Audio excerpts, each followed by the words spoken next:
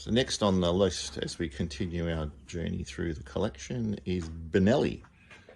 So again, I haven't done particularly well in the alphabetical ordering, but here are the two Benellis in the collection, a 650S Tornado from 1974 and a 500S Quattro from 1974 as well.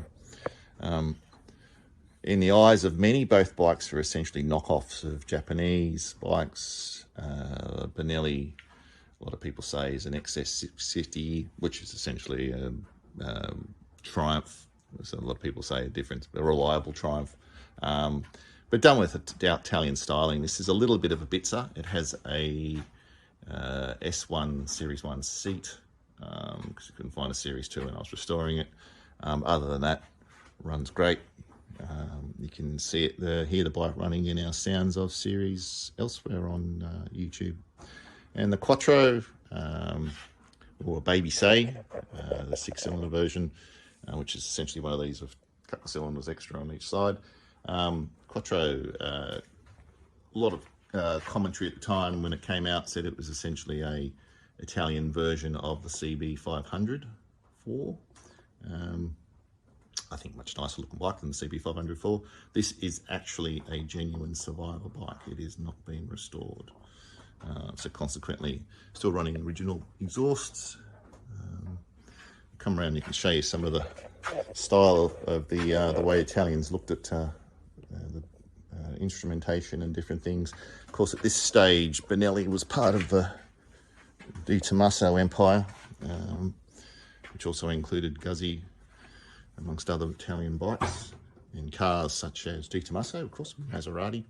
But there you have classic clean instrumentation, no fuss, no labels. But and a little bit old school in relation to the start button, choke lever up there on the handlebar, and on the left hand side, notorious Aprilia rig switchgear, which can be a bit of a challenge. But you'll also find a similar switchgear on most Italian bikes from that era, including Guzzi's. And across, you've got the provision to actually kickstart, which is always nice when your battery dies. But this bike starts on the button on the battery. And so that's the Benelli. And across to the Quattro, which at this stage still has kickstart provision for kickstart, which is always nice. And sort of get a bit of vision of the, here you can sort of see the classic 4 pipes. A little bit of rust on those, but let's take that for being the original bike that it is. 4-cylinder, 500cc, and very unique take on switchgear here. We sort of see this a little bit odd, not particularly robust, does it? But even like the light switch, I'll show you this. It clicks up like this. It's a bit of fun. I'm going to push the button to get it to move. And then across to the dash. Sorry about the fingers. The instruments themselves, the vehicle instruments, look identical to what's on the Le Mans series much later in life, which is quite funny. So there you have Benelli.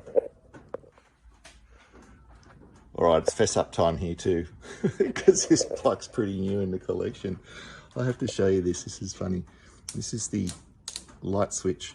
So as you put the light switch on the Benelli Quattro, it's actually locks. So you can't actually turn the lights off until you press this red button under here. And once you slide that red button across to the left, then you can turn your lights off. Interesting. Really? I don't know. I can imagine trying to do that with gloves on while you're riding. Not exactly the smartest piece of design in the world, but hey, it's 1974. What do you expect?